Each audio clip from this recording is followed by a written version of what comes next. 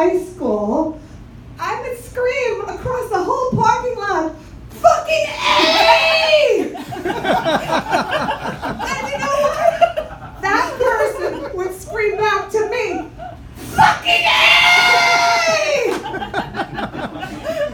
So that's the intro to Staten Island East.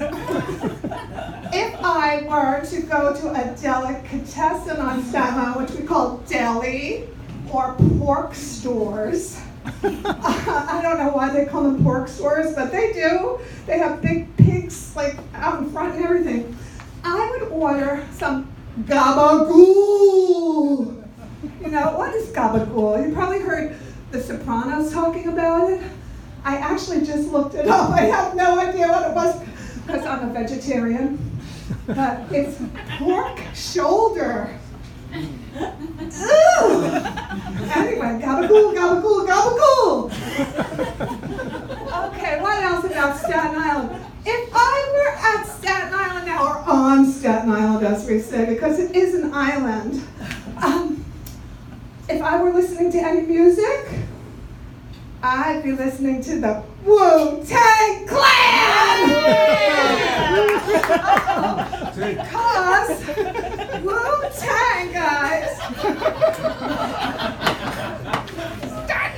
Staten Island is the home of the Wu-Tang Clan! I have a special relationship with Ghostface Killer. Yes, yes. I won't get into that right now. Okay, so languages. After party. We're gonna have an after party, right? At the after party, I'll be letting out a whole string of Italian curses, so you can look forward to that. Okay, so I also wanted to learn how to speak Spanish. You know, everyone is speaking Spanish these days, except me. So I decided, somebody else speaks Spanish in here? Yes. All right, Maria.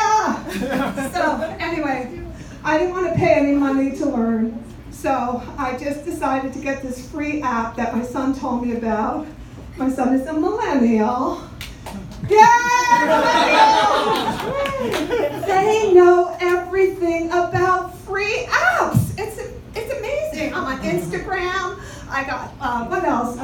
Lyft. All this stuff I could do now. I was so handicapped. I'm glad I had him.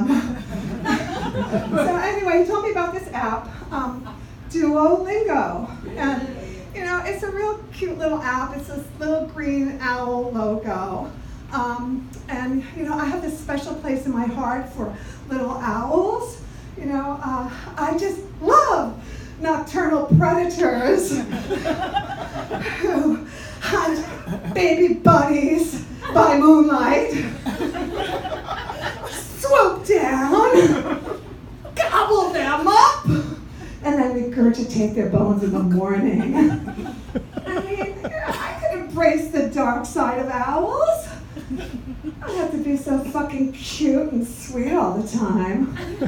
What is that with those owls? Anyway, so I'm using my Duolingo. I'm learning Spanish for like 3 days. I said, enough. 3 days was enough. Why? Because all I was learning about was this guy named Marco. Marco was from Mexico. Marco lived in Mexico. Marco was Mexican. Marco. Okay, so I said, that's enough. I'm not going to be doing any more Duolingo with Marco. So I stopped, you know. I could do that. I'm brave. Well, about a day later, I get these emails, harassing emails from the Duolingo people telling me that I have made the owl sad. You know, there's these pictures of the owl with tears streaming down his little cheeks, his little downy cheeks. And I'm like, fuck!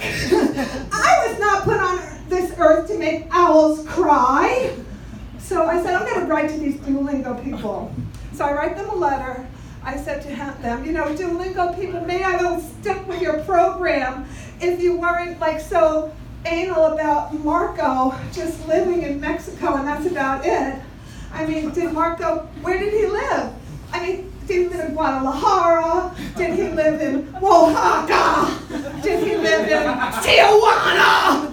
I mean, there's lots of places he could have lived. I know all about those places. And then I thought, you know what? What do you think? What did Marco think about Beto O'Rourke's Spanish? I'd like to know that. I'd really like to know because, Beto O'Rourke is spouting a lot of Spanish up there on the debate stage, as is Cory Booker and Pete Buttigieg, who speaks all these languages, like Melania. And I said to myself, what do you think of his accent? How did he sound? And then, Julian Castro, I know he spoke a little bit of Spanish like a greeting, but I have read that Julian Castro really doesn't even speak Spanish, and I found out why. Because Julian Castro was born and raised in San Antonio, Texas, and when he was a little guy growing up, it was frowned upon for real Latinos to speak Spanish. Yeah, how do you like those fucking enchiladas? I mean, that was pretty, I felt really bad about that. But the other thing I wanted to ask him, I wanted to ask the Duolingo people, and Marco really, I really wanted to ask Marco this one question. It's a little subtle. Duolingo people, does Marco have any marijuana? I think that's how you say it in Spanish. Marijuana. And if you didn't understand my pronunciation, does Marco have any weed? The response was, nada. And I understood what that meant. I said, you know what, it would be really nice if Marco had a good backstory, a dope peddling backstory. It might have made the whole thing much more interesting to me. Anyway, languages. I saw Dionne Warwick the other night at, what was that, Constitution Hall, her promises. I'm all through with. Well, anyway, languages. I feel the same way. I'm all through with languages. The only language time I ever had a good time for was in high school, when I had high school French, right?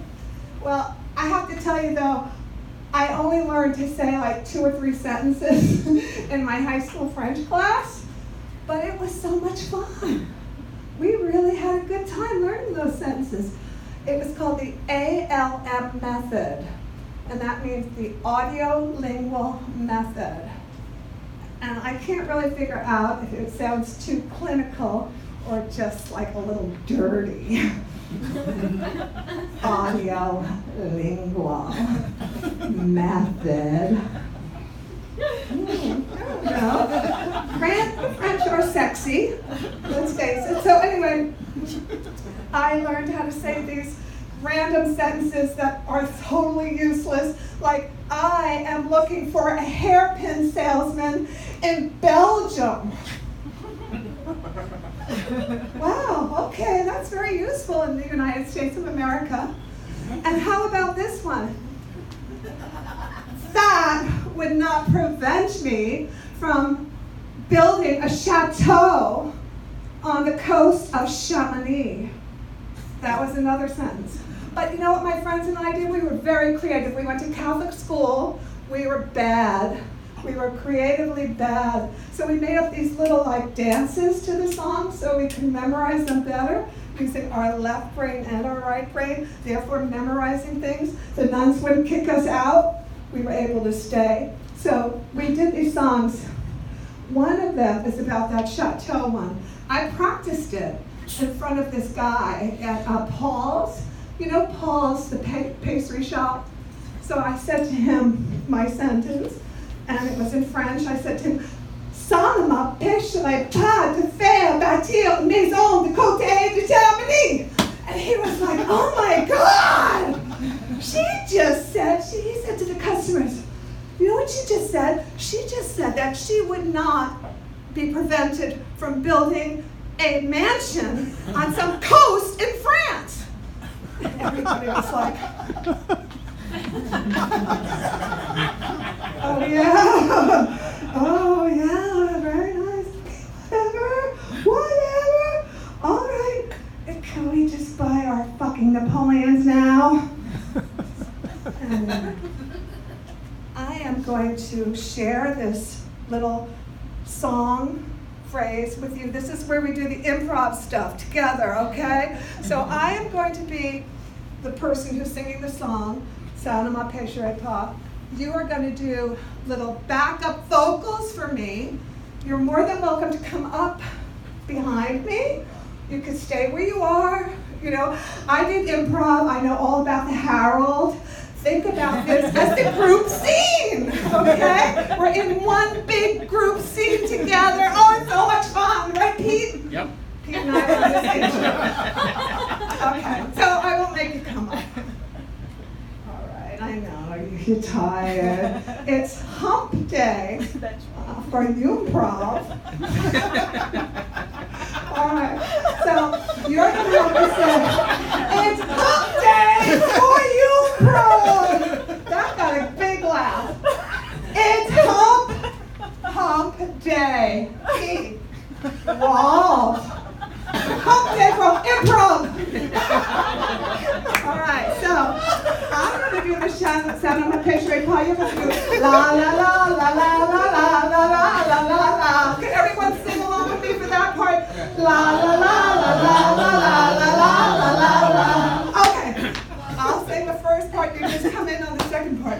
Ça ne m'empêcherait pas de faire bâtir une maison de côté de Chamonix.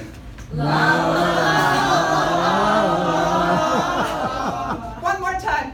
Ça ne m'empêcherait. A little bit of oomph. Come on, guys. It's hump day. You can get over it. You can get over it.